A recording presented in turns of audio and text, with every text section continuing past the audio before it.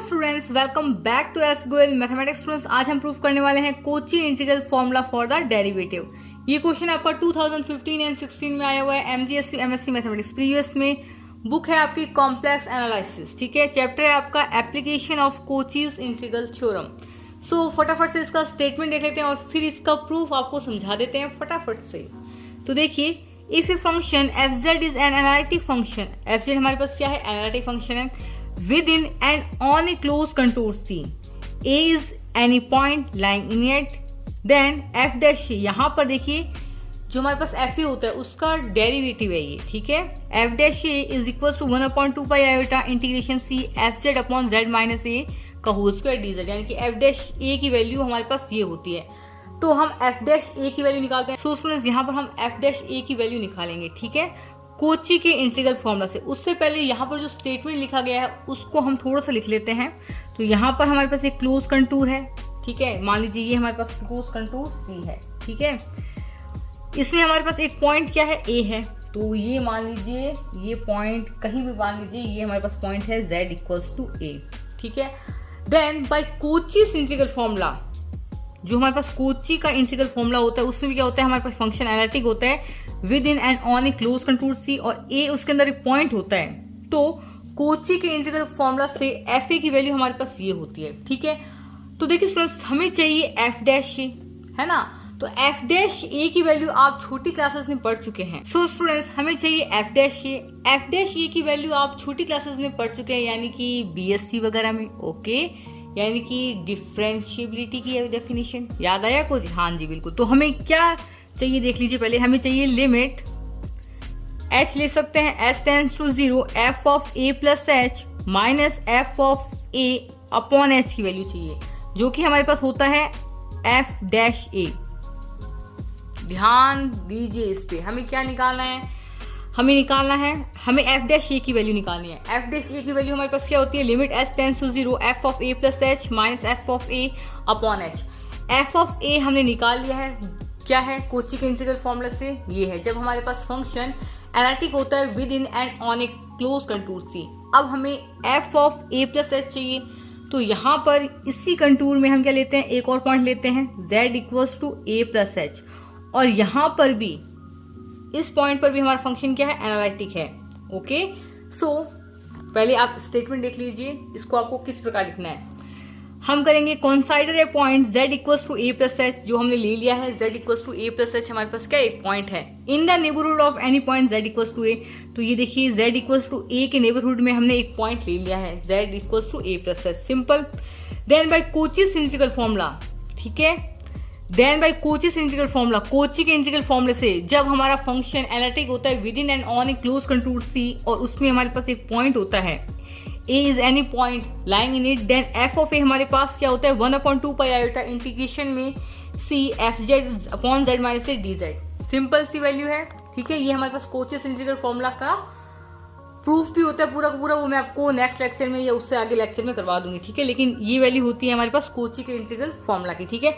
अब यहाँ पर स्टूडेंट्स हमें क्या चाहिए, f of a plus h भी चाहिए, है ना, f of a plus h। तो for the point a plus h, ठीक है, जब हमारा फंक्शन एनालिटिक है within and on a close contour C, और a इज एनी पॉइंट, यहाँ पर हमारे पास क्या होगा, a plus h is any point lying in it, है ना। देन कोची के इंटीग्रल फॉर्मूला में हमारे पास f, यहाँ पर a की जगह क्या हो जाएगा, f of a plus h, यहाँ पर a की जगह हमारे पास क्या हो जाएगा, z minus a plus h, ठीक है। तो चलिए नेक्स्ट स्टेप में।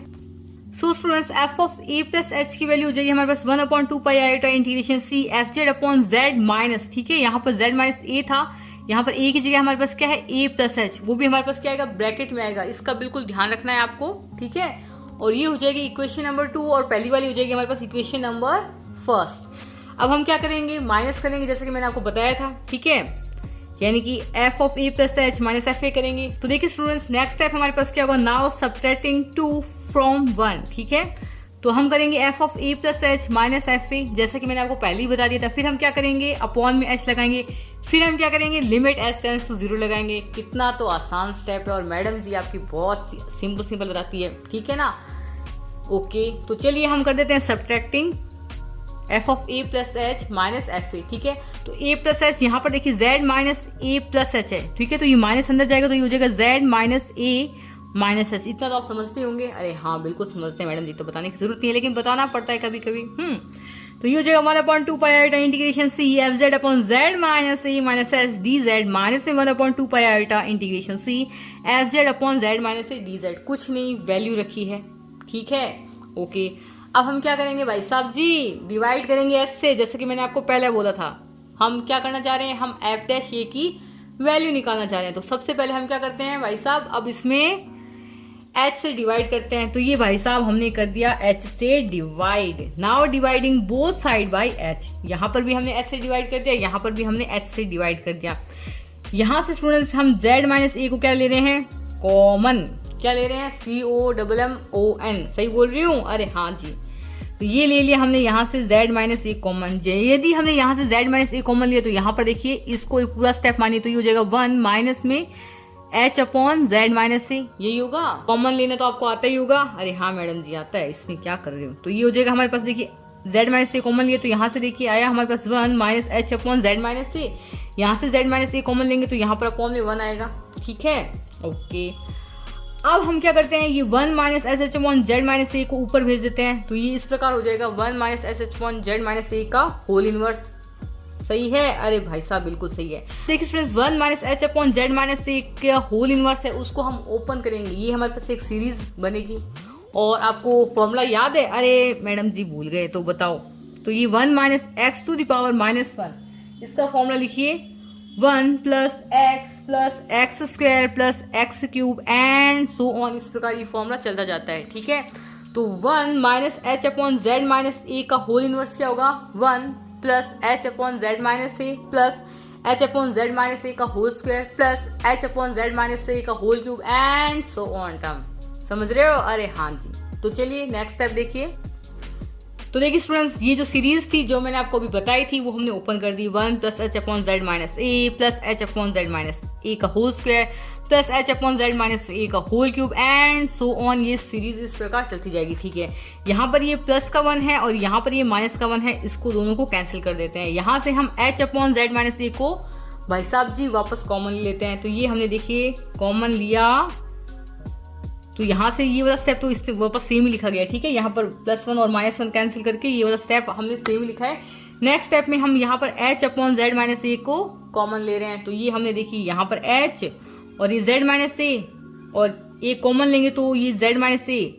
तो एक पहले से यहाँ पर z माइनस ए पड़ा है और एक कॉमन लेंगे तो वो z माइनस ए। तो ये हो जाएगा हमारे पास z माइनस ए का होल स्क्वायर। समझ गए, अरे हाँ जी, ओके। तो यहाँ से हमने h अपॉन जेड माइनस ए कॉमन लिया है तो ये हो जाएगा 1 प्लस यहाँ पर h अपॉन जेड माइनस ए हमने एक कॉमन ले लिया तो एक निकल जाएगा, है ना, बाहर की साइड में कॉमन ले रखा है इसलिए। और बच्चे का क्या, यहाँ पर h अपॉन जेड माइनस ए कॉमन लेना आपको आता होगा, छोटी क्लासेस में हम सीखते हैं, ठीक है। यहाँ पर फिर नेक्स्ट स्टेप था हमारे पास h upon Z minus a का होल क्यूब, ठीक है। तो यहाँ से हमने h अपॉन जेड माइनस ए एक h अपॉन जेड माइनस ए कॉमन ले लिया है ना। बच्चा यहाँ पर हमारे पास क्या, h upon Z minus a का होल स्क्वायर। इसी प्रकार ये सारी टर्म चलती जाएगी। अब भाई साहब जी हम क्या करते हैं, लिमिट लगाएंगे h टेंड्स टू 0। अब स्टूडेंट्स हम क्या करेंगे, लिमिट लगाएंगे both sides h tends to 0, okay. तो ये हमने लिमिट लगा दी h tends to 0 both side, ठीक है। यहाँ से हमने लगा दी लिमिट और कुछ नहीं है। इस स्टेप में हमने लगा दी लिमिट, ये h से h कैंसिल और कर दिया, ठीक है। अब हमने लगा दी लिमिट। जैसे ही हम लिमिट लगाएंगे यहाँ पर एंड सो ऑन जितने भी टाइम, तो यहाँ पर देखिए h की वैल्यू हमारे पास 0 है तो ये h ये वाली टर्म 0 हो जाएगी, ये वाली टर्म 0 हो जाएगी और जितनी भी सारी टर्म है वो हमारे पास भाई साहब 0 हो जाएगी। बच्चे का क्या, सिर्फ ये 1, क्या 1, ओके। तो students limit h tends to 0 लगाने के बाद हमारे पास स्टेप क्या बच रहा है, 1/2 pi iota integration c f z upon Z minus c का होल स्क्वायर। ये हमारे पास आ रहा है 1 प्लस और सारी की सारी टर्म हमारे पास भाई साहब 0 हो जाएगी और ये हो गया हमारे पास dz, ठीक है। और स्टूडेंट्स अब हम ये इंटीग्रेशन मल्टीप्लाई बाय 1/2 आयोटा की मल्टीप्लाई कर देंगे 1 से और हमारा भाई साहब आंसर आ चुका है। तो ये हो जाएगा हमारे पास 1/2 pi iota integration c f Z upon Z minus c का होल स्क्वायर dz, ठीक है। और ये वैल्यू है हमारे पास limit h tends to 0 f of a plus h minus f a upon h is equal to f dash a is equal to, है ना, इसकी वैल्यू एफ डैश यही तो है, इज इक्वल टू आ गया हमारे पास 1/2 पाई बेटा integration C F Z upon Z minus a whole square d z. Okay, ये आपका क्वेश्चन हो चुका है। ठीक है, अब इसमें हमें 10 मिनट लगे हैं। ठीक है, यदि मैं इसको लिख लिख के करवाती तो इसमें लगते हैं 20 मिनट। तो अब मुझे बता दीजिए, या तो मुझे आपको इस तरह समझाना चाहिए या मैं आपको लिख लिख कर समझाऊं। ठीक है, लिख लिख कर समझाती हूँ तो उसमें थोड़ा सा टाइम ज्यादा लगता है, स्टेप्स तो वही लिखने ही है और वैसे ही आपको समझाना ही है। आप इतने बड़े बच्चे हो चुके हैं एमएससी वाले, तो वो स्टेप्स आपको समझाना है कि किस प्रकार हो रहा है, और आपको मेरे ख्याल से जरूरत नहीं है वापस लिखना। तो आप मुझे बता दीजिएगा कमेंट बॉक्स में, और सिर्फ आपको लाइक करना है और कमेंट करना है, मैं इतने में बहुत राजी हूँ। सो एग्जाम अच्छे से दीजिएगा, बेस्ट ऑफ लक।